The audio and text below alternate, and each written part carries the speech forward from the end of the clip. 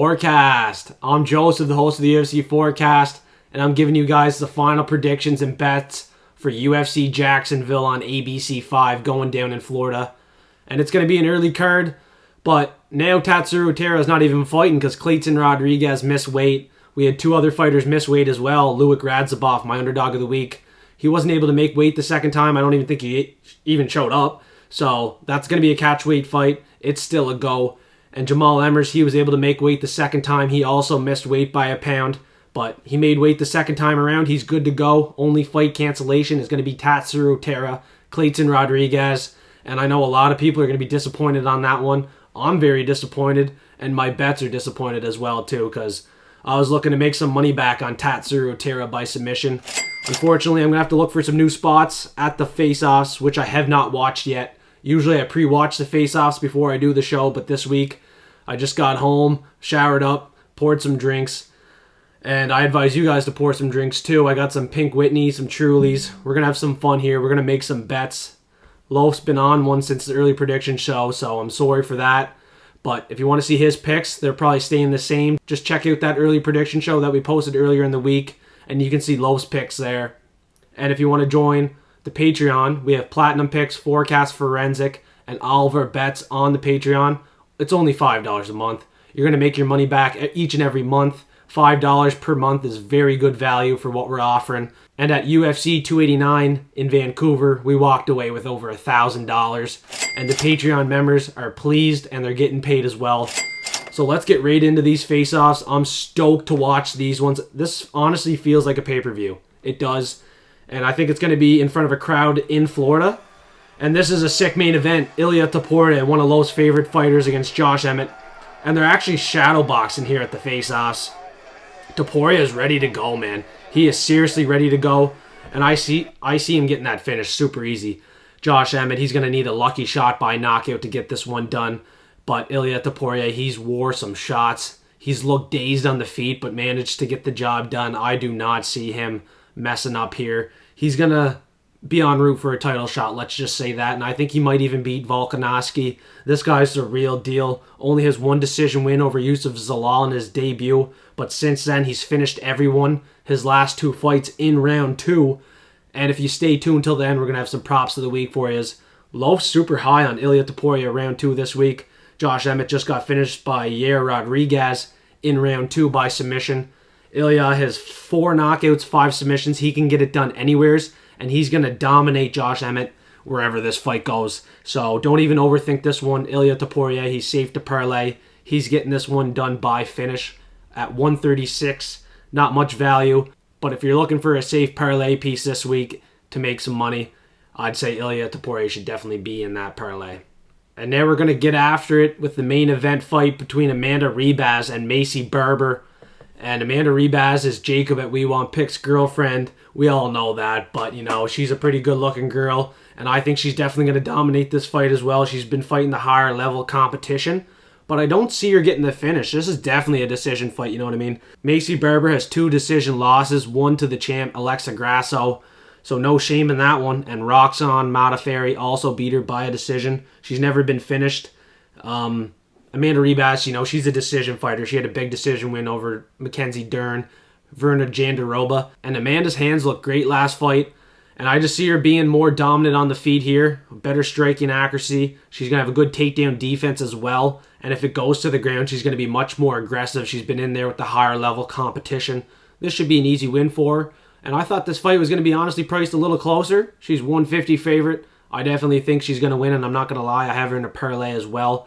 Normally, I'm not parlaying women's fights, but this week, super high confidence on Amanda Ribas, Jacob at We Want Picks' girlfriend. And next up, we got Loaf's underdog of the week, Austen Lane, former NFL player, and he's going to be fighting Justin Tafa. Justin Tafa is going to be one of my locks. You know, Loaf lost his last 4 underdogs. He hit 5 underdogs in a row. He lost his last 4. I think he's going to lose 5 in a row here. Austen Lane is a bum. He got knocked out to Greg Hardy. And if you got knocked out to Greg Hardy, I'm definitely not picking you to win in the UFC because Greg Hardy's already long gone. And he did not have a good run in the UFC. You know, if Greg Hardy came in here, knocked out a guy like Austen Lane, Justin Tafa should have wonders after that fight with Parker Porter. Parker Porter's actually looking pretty good in the UFC right now after that win over Braxton Smith. So Justin Tafa has to be the play by KO here. Austen Lane, 3 knockout losses, 3 of them in the first round. I'm definitely not picking him. And if Austen Lane wins this fight, it's literally because he just storms in and catches Tafa with a big shot, which I do not see happening at all. I honestly see Lane trying to close that gap and Tafa catching him with a big overhand or a counter and finishing the job within 5 minutes of the fight. First round KO. And next up, we got a banger fight between Gabriel, Santos, and David Onama. They're nose to nose, and they're ready to grind this one out. Honestly, both these guys have great chins, great cardio. I see this one going 3 rounds. Judges are going to have to decide it. And I think it's going to be Gabriel Santos' takedowns and control time that really win this fight. David Onama, he has power in the hands. His hands are good, but man, his takedown defense is not great. And Nate Landwehr outgrinded him. I know Nate Landwehr has been fighting Russians, pretty high-level competition as well. But Gabriel Santos, man, he's from Brazil. He's going to be relentless going for those takedowns. And I feel like Lerone Murphy is just one step ahead of David Onama and is even more dangerous on the feet potentially. I know David Onama has that pop in his punches, but it's going to have to be one fluky KO for him to get this one done. Gabriel Santos has a lot of grit, and I got to pick him in this fight. And next up, we got a big fight between Bruno Silva and Brendan Allen in the middleweight division.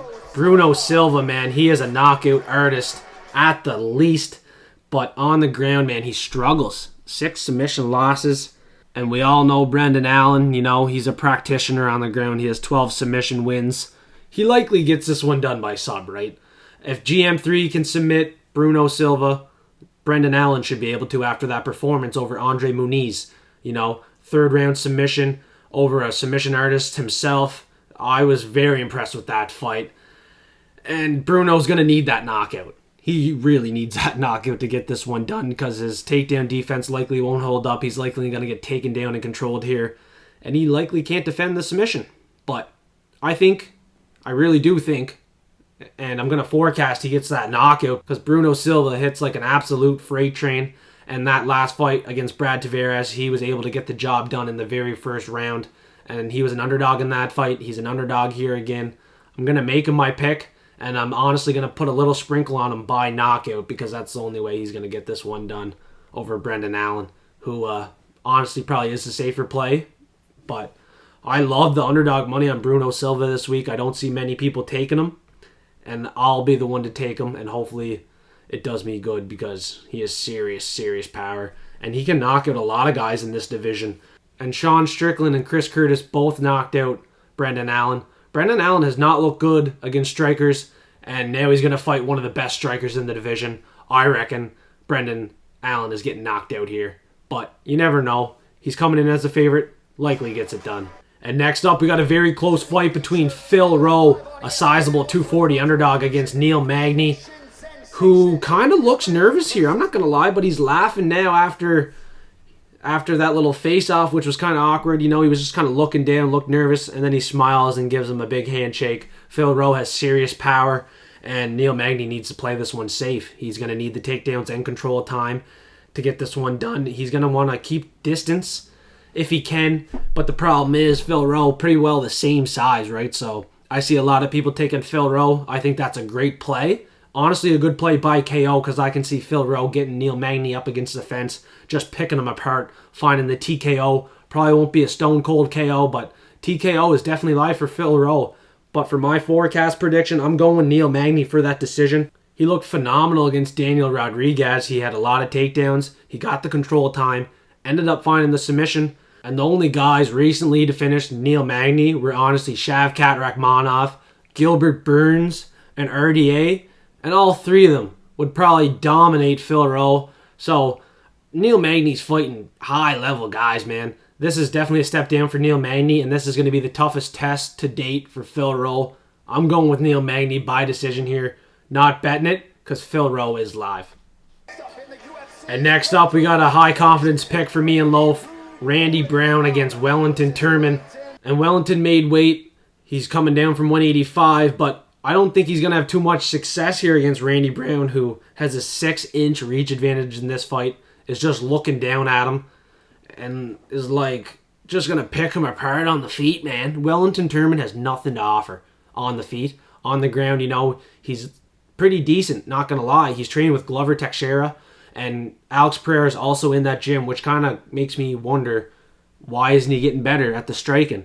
And this might be the fight. He just comes out and gets that weird win. He's a big underdog here. It would ruin a lot of parlays for people, but Randy Brown, he's on my safety parlay this week. I see him dominating this fight, man. The 6-inch reach advantage alone is going to be way too much for Wellington Turman to get in there and even strike with Randy Brown or take him down. Like, I guarantee you, Wellington is not going to take him down. Wellington is going to try to shoot and not be successful at all. Randy Brown's going to get this one done fairly easily, I'd say, and he's pretty safe to parlay this week. And next up, we got my underdog of the week, Loik Radzhabov against Mateusz Rebecki. And Radzhabov's a little bit bigger than Rebecki, which I like at this face-off too, because I feel like Radzhabov has a little bit more power. And he's also training at Killcliff FC, which is a great gym, phenomenal gym. I feel like he's going to be ready to go here. His second fight in the UFC, also Mateusz Rebecki's second fight in the UFC. UFC setting this one up. They're like, hey, we got two guys that are dominant wrestlers, two guys that fight pretty well the exact same, and they're priced pretty well even on the bets. This is going to be a tough spot for people to make money. But, you know, I do have a little sprinkle. Loik Radzhabov by the knockout. His last fight, he had some big overhand rights. He had a lot of power. And Mateusz Rebecki's only loss was by KO. So I have a little bit of money on my underdog of the week by KO. But I do see it going decision. Moneyline's the best way to go about this fight, that's for sure. But if you like the Mateusz Rebecki side, definitely play it by decision, because Loik Radzhabov has 4 decision losses. He's definitely not getting finished. Both these guys have pretty good cardio. And honestly, this is a fight of the night contender. I can't wait for this one. And next up, we got Gillian Robertson, our Canadian, against Tabatha Ricci. And Lowe's going Tabatha Ricci, but I'm being the smart one. I'm going Gillian Robertson. She just got the big win over Rose Namajunas, however you say it, in grappling. But, you know, she submitted her first round against a former champ, Rose. And now she's going to be fighting Tabatha Ricci, who really hasn't fought anyone. Polyana Viana, Maria Oliveira, both by decision. Like, I don't know. I feel like Gillian's going to find this submission. And she only got knocked out to Maycee Barber and submitted to Bueno Silva. Another Brazilian was able to find the submission, but I don't see Tabatha Ricci getting that submission. Gillian Robertson is mean, and she's ready to go. She has a size advantage. She's very aggressive. Gillian Robertson is probably one of the highest level submission artists for women's fighters, and she doesn't get enough credit that she deserves. And I feel like she's going to get a big win here as a slight underdog, 210, but I'm a little biased. She's Canadian, I'm Canadian, so be very careful with your money. I never advise betting on women's fights, but, you know, Gillian Robertson by submission, it's plus 500. If you want a little sprinkle on that, you can make some money. Other than that, stay away. And next up, we got a banger fight between my second lock of the week, Zhalgas Zhumagulov against Joshua Van. Joshua Van looks confident here. He's like this, ready to go, but Zhalgas right in his face, nose to nose, not giving him an inch. And I think Zhalgas is going to dominate this fight, and that's why he's my lock, right? The record doesn't look great at first look, but he went the distance with Amir Albazi. This guy is a warrior, and he's been robbed by the judges the last 2 fights. He should have beat Charles Johnson. He was a favorite going into the scoring of the judges' scorecards, and somehow he got robbed. He got robbed against Jeff Molina, and his only knockout loss, the only time he was finished in the UFC, was to Manel Kopp, who's on the rise for the top 10, top 5 in the flyweight division. Joshua Van at 21 years old, I don't think he's going to do too well here against Zhalgas in his debut. Zhalgas is going to bring the pressure. He's going to be relentless with those takedowns and control time. And even on the feet, he has 7 knockouts. His last win was by submission as well. I'm picking him by finish in this one. It's $4.50 on Betway. Great value. But I see a lot of people picking Zhalgas for the decision win. But I don't think he's going to let it go to the judges anymore. I think he's going to try to finish this kid early.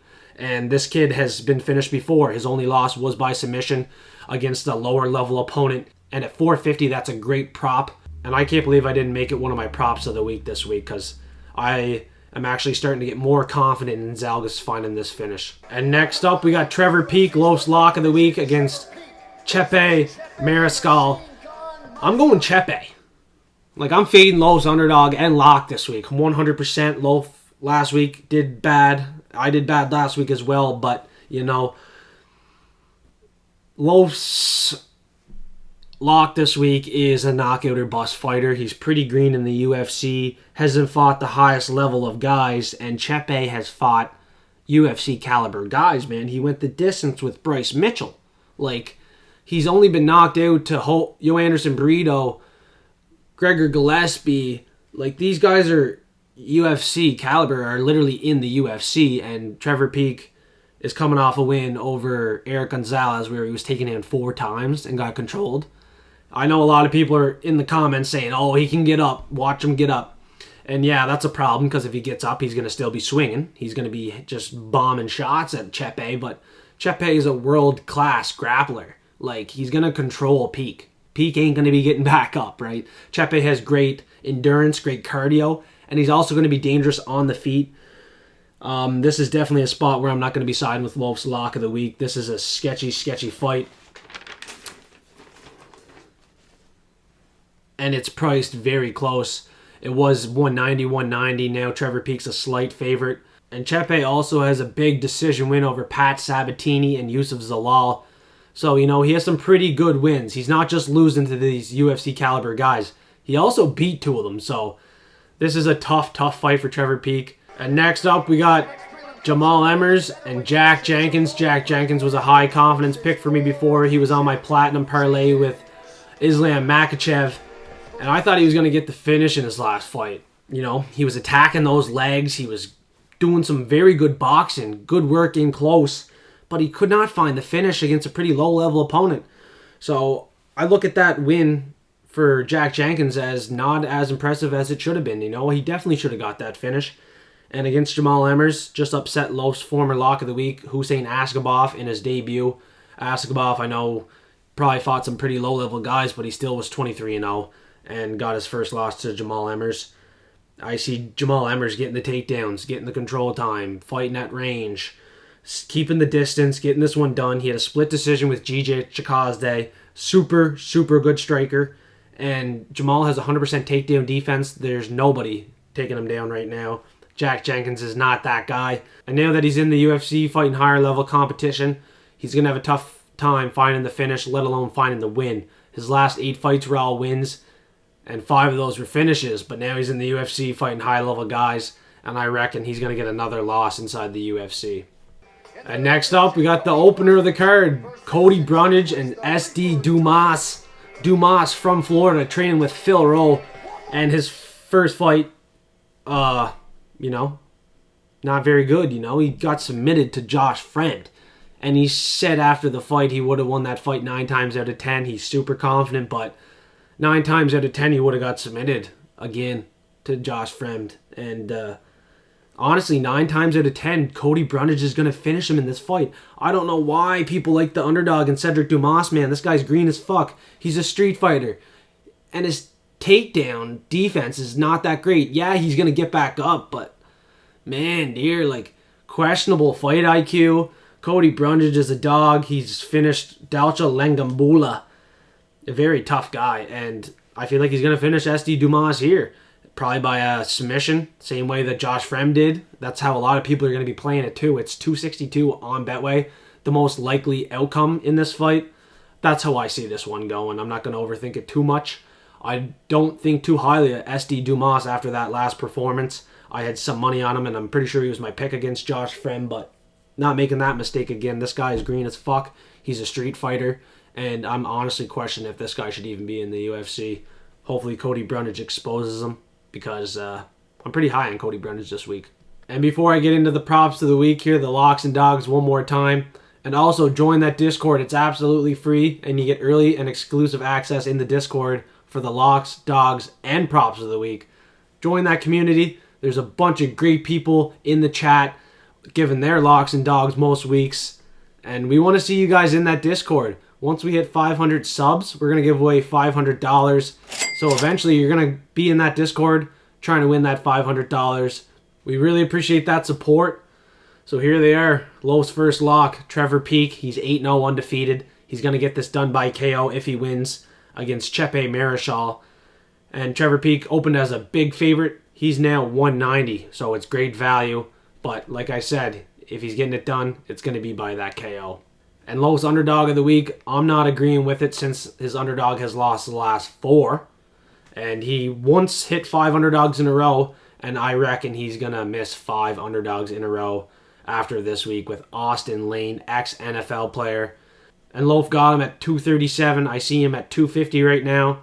So lots of value in Loaf's underdog this week. Austen Lane likely gets it done by finish. 100% finish rate, 11 knockouts. He's going to be looking to knock out Justin Tafa within the first couple minutes of the fight. He's going to storm in, throw some big shots, but we'll see what happens, right? And here are my 2 locks of the week. Justin Tafa. He's getting this one done against Austen Lane. I'm sorry, Loaf. I'm sorry to anyone that thinks Austen Lane's a good pick. He's not getting that done. Greg Hardy knocked him out. He was knocked out 3 times in the first round. Nothing changes here. Justin Tafa knocks him the fuck out. And next up, my second lock, Zhalgas Zhumagulov. I think this guy's a pretty good fighter. A lot of people, might think something different. The judges definitely think different because they've been robbing him. But, this guy has 7 knockouts, 6 decisions. He's fought some very high-level guys. And I think this is a winnable fight for him. I think this is also a setup fight for him. And he's going to get this one done easily. And my underdog of the week, Loik Radzhabov. Luckily, that's still a fight because he missed weight. So he's going to be carrying the power. He's going to have a lot of pop behind his punches. And I really think he's going to outwork Mateusz Rebecki. Last fight, Loik had 11 out of 21 takedowns. This guy's relentless. He's not going to stop. He's a cardio machine, non-stop pressure. And I think he might cash in as my underdog, playing money line because that's how I'm going to do it. So now it's time for the props of the week. I know that's what everybody's here for. They love the free bets, free props. So I'm going to give you my lock prop of the week. You should know it by now. One of my locks of the week. It's Justin Tafa, round 1. He's going to finish Austen Lane. Tafa won all of his fights by knockout. 4 of those were in the very first round. And Austen Lane, all 3 losses come by knockout in the first round. And at plus 150, that's free money all day long. I advise you guys tagging that in a little parlay. Maybe even single bet it if you want to double up. And next up, I got my value prop, Cody Brundage. He's getting that submission against SD Dumas. Dumas is at home, but he's going to get embarrassed just like he did in his debut. And, Josh Frem got that sub. Cody Brundage is definitely going to find that submission here. And Cody Brundage is training with Josh Frem, who literally just beat Dumas. So if Cody Brundage doesn't win this fight, then, fuck me, I guess, right? And next up, my underdog prop of the week. It's not my underdog of the week. It's just Bruno Silva by KO because I'm picking him to win. He's not my underdog because I'm not that high confidence on him to win, but if he wins, it's the knockout, 100%. If he does win, it's that knockout, and it's plus 260.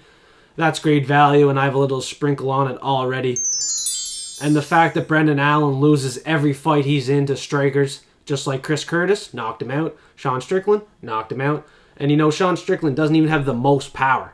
Bruno has way more power than Sean Strickland. So if Sean Strickland knocked out Brendan Allen, I would not be surprised if my underdog pick, Bruno Silva, gets this one done. You'll thank me later. And next up, lowest lock prop of the week. He's going with Trevor Peek KO. It's 220 on Betway. You're going to double up. And that's how he's going to get it done. I wish I had the balls to put a lot of money on this because if Trevor Peek is really the lock that Lowe says he is, 220, 100% guarantee. But I don't got the balls to do it. I'm going with Chepe Mariscal in that fight. And next up, we got lowest value prop. If you've seen the early prediction show, you know exactly what this one is. And it's Ilia Topuria, round 2, 375. His last 2 wins were in round 2. Josh Emmett was just finished in round 2 as well. So there's a pretty good chance this fight ends in round 2. And lowest value prop might hit. It might hit. But, Ilia Topuria, he's definitely going to find that finish. He's getting Josh Emmett out of there in round 1 or 2. I don't think it's going 3. So great value prop this week for Lowe. But his underdog prop, not going to lie, I am completely against it. I'm locking in against it. He has Austen Lane by KO. It's $4 plus 300. It's our lucky price, but I don't think it's going to cash this week. Certainly not on this guy, but It's a heavyweight fight. Anything can happen. Two big boys are going to stand in the middle of the octagon and throw bombs. So don't miss that fight. Austen Lane, Justin Tafa. It's on the main card. I'm locking in Tafa. Lowe's going to go with the underdog. Austen Lane by KO. So plus 300.